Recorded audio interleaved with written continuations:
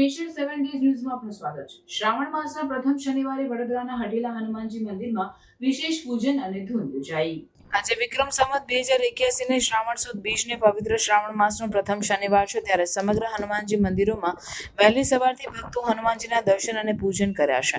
ત્યારે શહેરના સુરસાગર તળાવ પાસે આવેલ પૌરાણિક શ્રી હઠીલા હનુમાનજી મંદિર ખાતે હનુમાન દાદાને વાઘા ધારણ કરાવવામાં આવ્યા હતા। સાથે જ નાળાછડીના હિંડોળા દર્શન ભક્તોએ કર્યા હતા। અહીં રાત્રે હઠીલા હનુમાનજી પરિવાર દ્વારા સુંદરકાંડના પાઠનું આયોજન કરવામાં આવ્યું છે। પવિત્ર શ્રાવણ માસ દરમિયાન હઠીલા હનુમાનજી મંદિર ખાતે દરરોજ રાત્રે રામધૂન કરવામાં આવે છે। આગામી 29 તારીખને મંગળવારે અન્નકૂટનું આયોજન કરવામાં આવ્યું છે, જે વહેલી સવારથી રાત્રે 8 વાગ્યા સુધી રહેશે। અહીં પવિત્ર શ્રાવણ માસમાં દર શનિવારે હનુમાન દાદાને અલગ અલગ વાઘા પહેરાવી તથા હિંડોળા તૈયાર કરવામાં આવશે।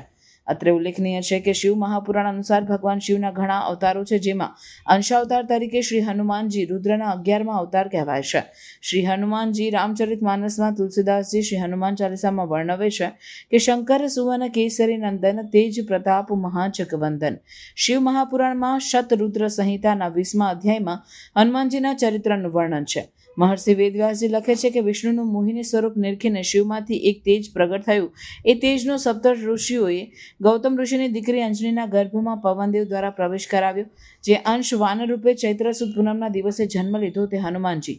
આજે પવિત્ર શ્રાવણ માસના પ્રથમ શનિવારે વિવિધ હનુમાનજી મંદિર ખાતે ભક્તોએ સિંદૂર, કાળા અડદ, કાળા તલ, ચમેલી, સરસવના તેલ, આંકડાના ફૂલોની માળા, ધૂપ દીપ સાથે હનુમાનજી મહારાજની પૂજા કરી હતી, દર્શન કર્યા હતા। સાથે જ હનુમાનજીને કષ્ટ દૂર કરવા, અધિવ્યાધિ ઉપાધિ દૂર કરવાની પ્રાર્થના કરી હતી। જે લોકોને શનિની સાડા સાતી ચાલતી હોય તે લોકોને હનુમાનજીનું પૂજન કરવાથી ઘણો લાભ થાય છે।